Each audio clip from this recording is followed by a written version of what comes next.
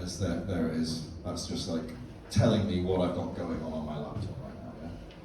So a bunch of processes, and it's got like a CPU percentage for each one, and CPU usage of that. Well, that's it for JAM, right? Because JAM is a computer, right? That's the M machine. It's a computer machine. Yeah? Join accumulate machine, but the M implies it's a type of computer. It's just a decentralized computer. In reality, blockchains are decentralized computers, but they're not very easy to recognize because they're so fixated on transactions. They're so have such weird execution environments and languages and restrictions and constraints and assumptions and prejudices that it doesn't really make sense to put this sort of thing for like Ethereum, right?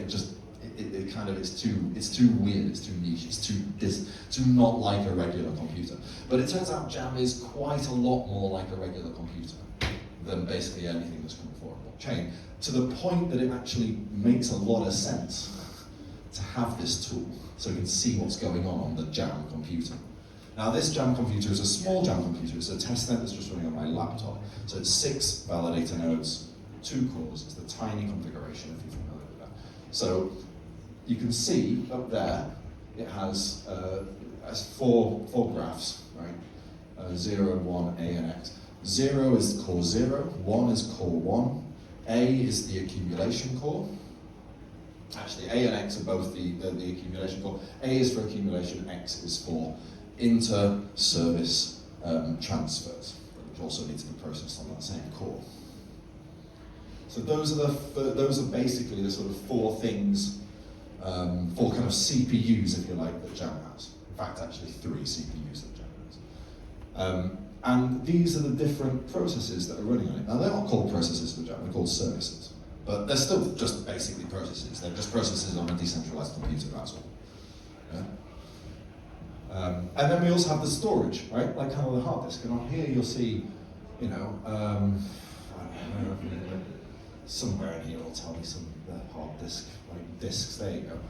Read, written, blah, blah, blah. Well, we've got a hard disk as well. It's not called a hard disk, it's called a data lake, but it's the same thing, it's persistent storage. And we put things in exports, and we take things out, that's imports. And we have data I/O, that's the extrinsics. Yeah, we have the same thing going on. It is just a computer, it's just a decentralized computer. All right, so let's do something with a decentralized computer. Now we have a sort of thing here. What it's going to do is it's going to create a service, a core VM service. So basically a Docker container, if you like. And inside of that Docker container, it's going to put a pre-built version of Goo, right? So let's do that. It's going to build a little bit of code first.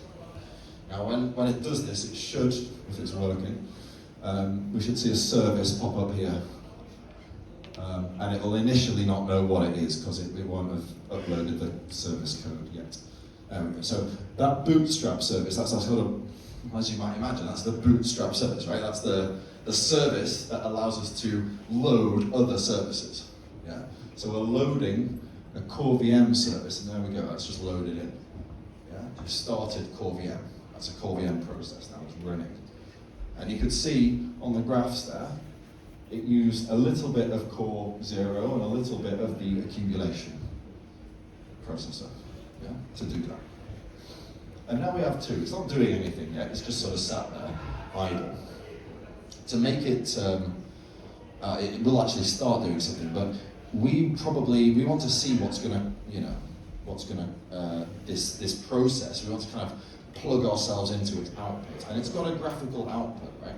And we have a graphical sort of monitor, remote monitor for it, that lets us actually open up or view its graphical output, its video output. Just want to put the thing in there, the service ID, and we'll be able to see it.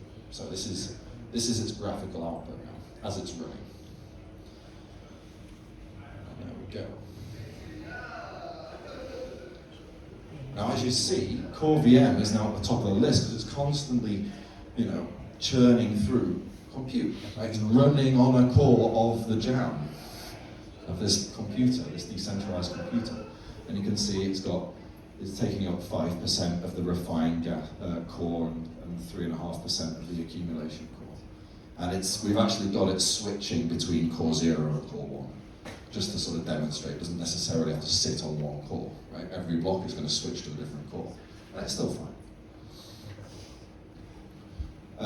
And we can see at the top, we've got our AP, or accumulation processor, that's running at 1.8%, and our cores that are running at, what, 5.2%.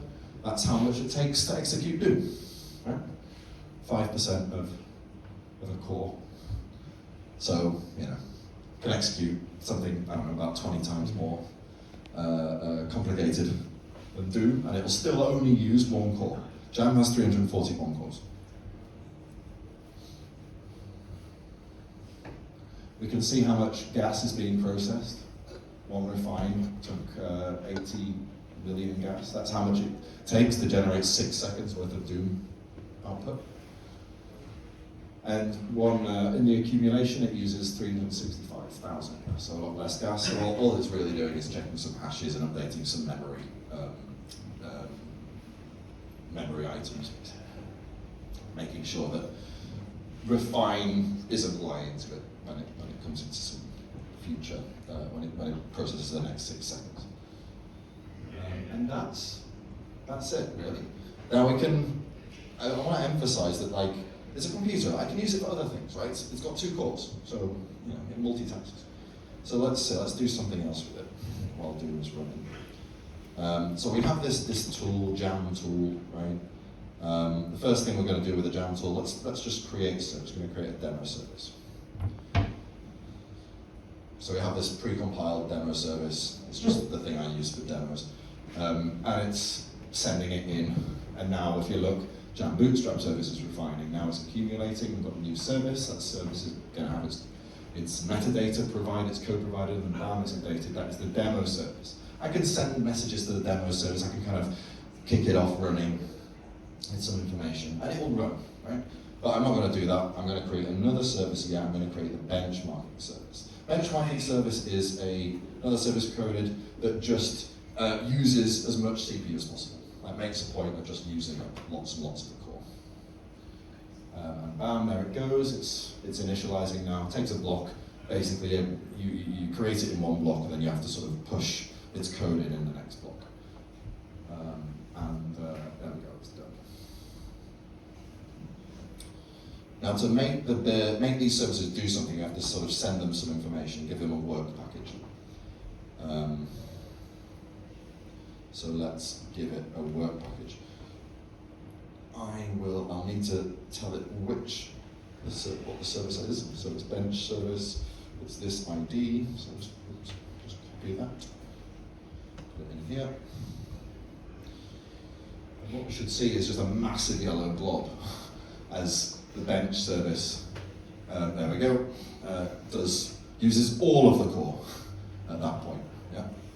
Of course, JAM doesn't stop because JAM's on a different core, and that's fine.